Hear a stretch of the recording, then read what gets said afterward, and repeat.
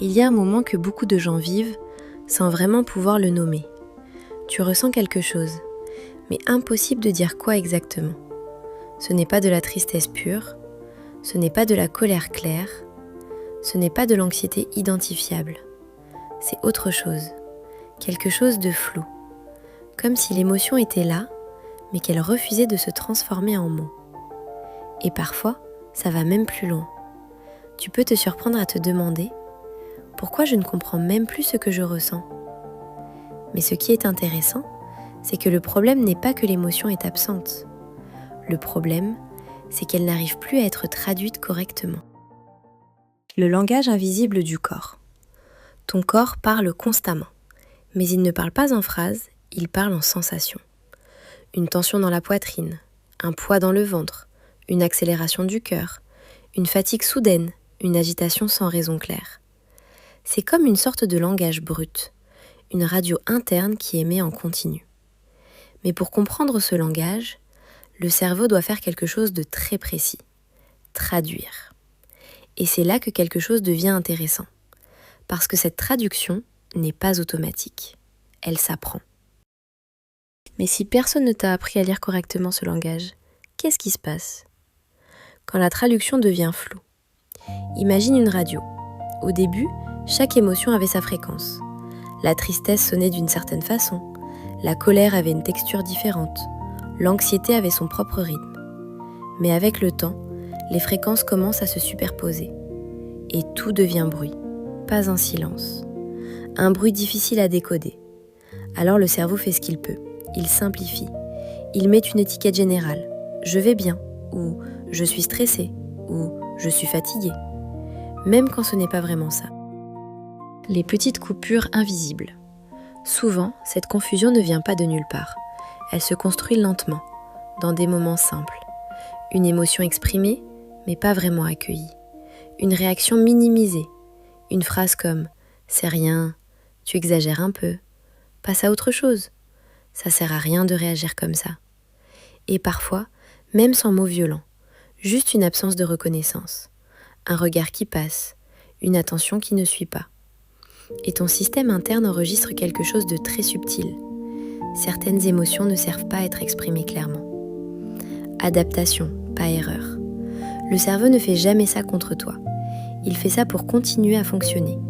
Parce qu'une émotion trop intense, trop fréquente ou trop complexe peut devenir difficile à gérer au quotidien. Alors le système nerveux choisit une option.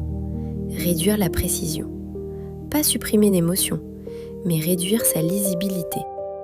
Et c'est là que quelque chose change sans que tu t'en rendes compte. Quand tout devient mélangé, ce n'est plus que tu ressens moins, c'est que tu ressens trop, sans pouvoir séparer.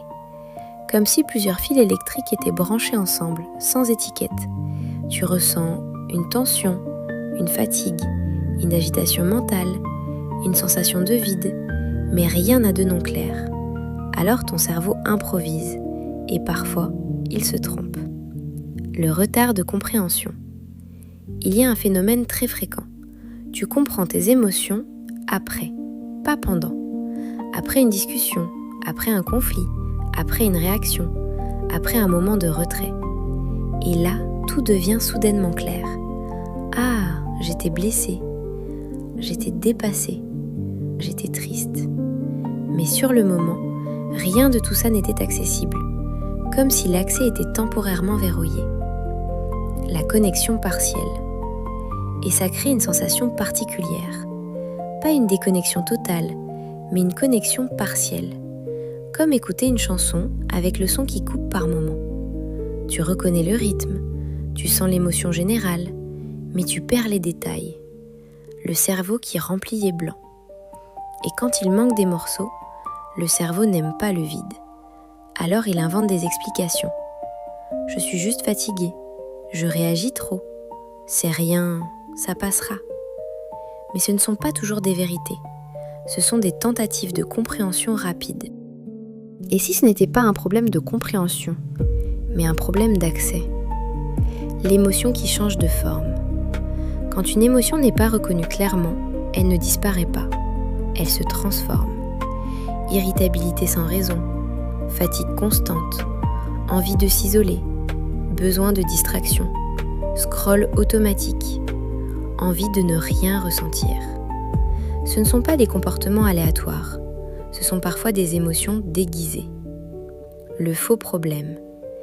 Et à ce moment-là, beaucoup de personnes pensent « Je devrais mieux gérer, je devrais être plus claire, je devrais comprendre ce que je ressens. » Mais ce n'est pas un problème de volonté, c'est un problème de lecture interne. Micro-ouverture. Et pourtant, il existe des moments où tout redevient un peu plus clair, très brièvement. Quand tu ressens quelque chose et que tu ne l'interromps pas immédiatement. Quand tu laisses la sensation exister quelques secondes de plus, sans l'expliquer, sans la corriger, sans la fuir. Et dans ces petits moments, quelque chose se reconnecte doucement. Le corps comme point d'entrée. Parce que les émotions ne commencent pas dans les pensées, elles commencent dans le corps. Et c'est souvent là que le lien s'est affaibli. Pas disparu, affaibli. Alors peut-être que la vraie question n'est pas « Pourquoi je ne comprends pas ce que je ressens ?», mais plutôt « À quel moment j'ai commencé à devoir filtrer ce que je ressens pour continuer à avancer ?» Et ce qui est important, c'est que ce mécanisme n'est pas figé, il s'est construit. Et ce qui s'est construit peut aussi se reconstruire autrement. Et dans la prochaine vidéo, on va aller encore plus loin. Parce que si les émotions deviennent difficiles à reconnaître, le corps, lui, continue toujours de parler, parfois même plus fort que les mots. Et c'est là que quelque chose de très important commence à apparaître.